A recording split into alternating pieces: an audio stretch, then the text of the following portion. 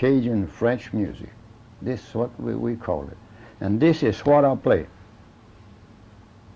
The tradition Cajun French music. And out of those musicians, they go into more modern music, which they mixing French music with country and Western music. That's what they're doing. And to me, they're just running the French music, the old tradition, with what they're doing. They got some good musician. I'm not criticizing the musician. The only they mixing that mix is not right. If they want to play French music, play French music and put what's supposed to be in French music.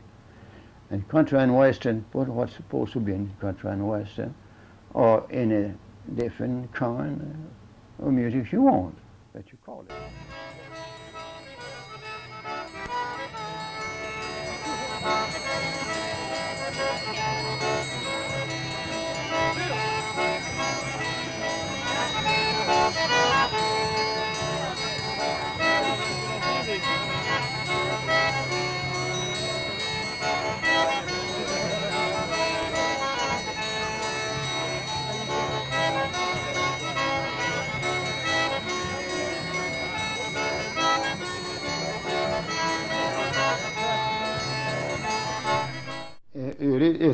It's hard work.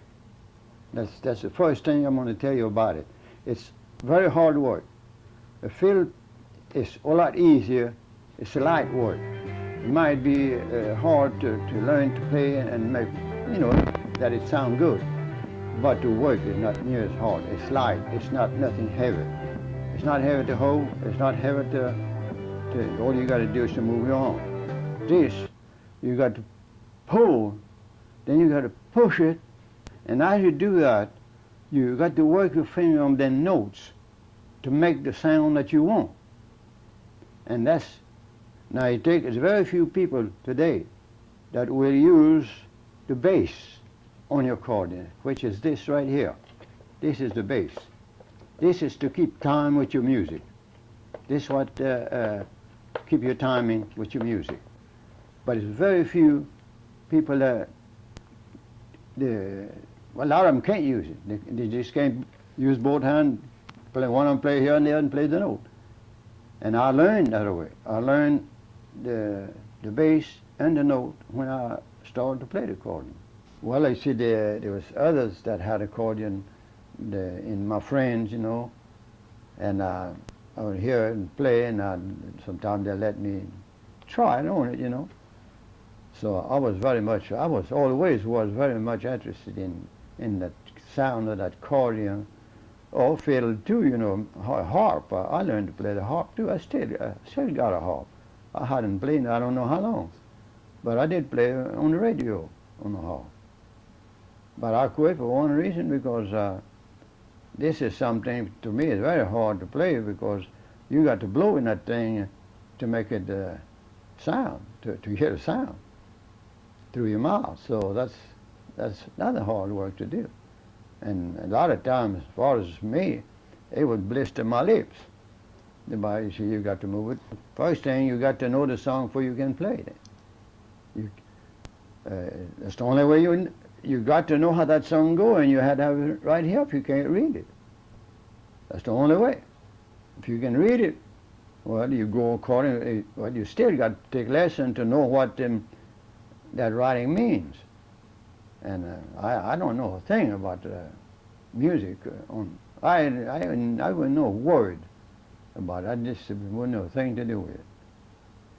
That's all I knew. I heard the others like that, and all I got, well, I would go to the dance and hear the others play, and I would play too. I would hardly ever go in a place for the dancing. I didn't care too much about playing the dance myself, all the dance.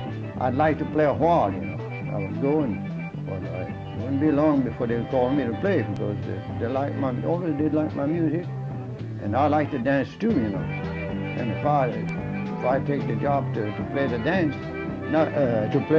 I wouldn't be able to dance. I would have to play the dance, play the music, you see. So that's why I didn't like to take the job to play the dance, because I wouldn't get to dance. Playing, I could always play the accordion at home or some other time, you know. And that's how I learned. And after I learned, you know, I could go to a dance and listen to a song. I just stop and listen to it. And that song would register in my head. I could come back home and get my accordion, which I wouldn't do it that night, but it would still be done the next morning. And I would get up and get my accordion, and in a little while I would be able to play that song. Sold my accordion in the very first part of the year that I was married, and I married at 21. And I had exactly an accordion like this one here. Maybe hard to understand. I was very much interested in farming, which that's what I was doing when I got married. And I was planning to continue farming. And you know, a lot of people knew that I'd play, you know, and I had a lot of friends. But no money in it to play the accordion. At that time, it was no money. You could, and everybody, to go to the dance, had it's a buggy or wagon you had to go in. Well, you can't take a team out of the field at night. You have to go play. That team don't feel like to go. It'd be tied up to the fence in the mosquito, and come back maybe at 2 o'clock in the morning and go back to work. And I didn't feel like to do that neither. And by doing, and you know, I would tell him, no, I can't go. I got too much work, this and that. Oh, me and you, we were so good friends. I made up my mind that I just get rid of the accordion rather than get rid of my friends.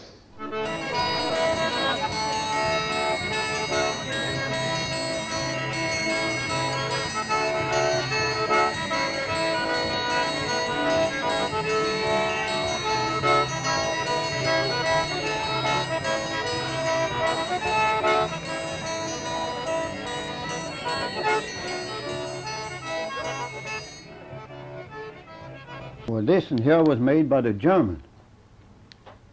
This was made, like I said, more than 60 years ago. It was made by the German. You couldn't have it here at all. Now the Germans, since the war, you see, they had those kind of accordion. They had what they call the Sterling. The same color, it looks the same thing, except this company had sold to the Sterling.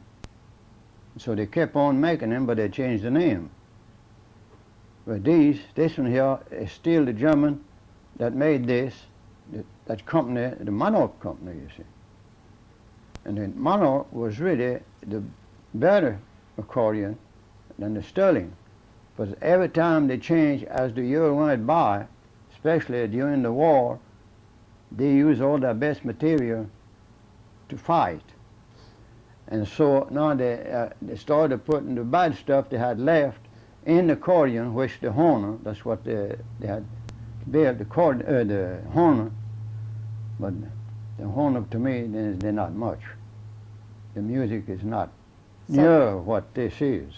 Well, even the Sterling is not as good as this kind, as Monarch, because it was still better material before, and as it goes, cheap it is. I don't know of anybody out of Louisiana that's making French accordion, but it's quite a few that's making them. But they use the horn of music, the reeds. I know a lot of them know that by the reeds, but still it's the music. That's what makes the music. And French music, this is what we call it. And this is what I play. The tradition Cajun French music.